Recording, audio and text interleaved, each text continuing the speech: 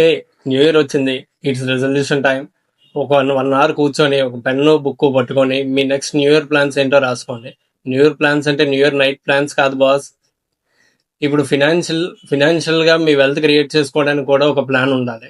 చాలా మంది resolution plans అంటే ఇదిగో ఈ ఇయర్ స్టార్ట్ చేస్తాం, ఈ ఇయర్ సేవ్ చేస్తాం, ఈ ఇయర్ ఇన్వెస్ట్మెంట్ స్టార్ట్ చేస్తాం అంటారు. కానీ అది ఎలా ఉంటదంటే, జనవరిలో ఫుల్ జోష్ లో ఉంటారు, ఫిబ్రవరిలో శాలరీ మొత్తం అయిపోద్ది, మార్చిలో చల్లబడిపోతారు, ఎస్ఐపి అంతా క్లోజ్ అయిపోద్ది. సో అందుకే సిస్టమ్ ఇంపార్టెంట్, రెజల్యూషన్ కాదు, సిస్టమ్ ఇంపార్టెంట్. ఎస్ఐపిని స్టార్ట్ చేయండి. ఎస్ఐపికి ఆటో డెబిట్ అనే ఆప్షన్ ఉంటుంది. సో అది పెట్టుకోండి. Small amount plus consistency is equals to long term wealth. Market అంటే అందరూ భయపడుతూ ఉంటారు.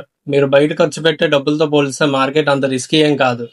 ఎస్ఐపిని మీరు స్టార్ట్ చేయండి. ఫ్యూచర్లో మీరు ఇన్వెస్ట్మెంట్ చేయలేదని బాధపడడం కన్నా ఇప్పుడే ఇన్వెస్ట్మెంట్ చేయడం విన్నా. మీ ఇన్కమ్ రాగానే ఫస్ట్ అది ఇన్వెస్ట్మెంట్కి వెళ్ళాలి, తర్వాత ఎక్స్పెండిచర్కి వెళ్ళాలి.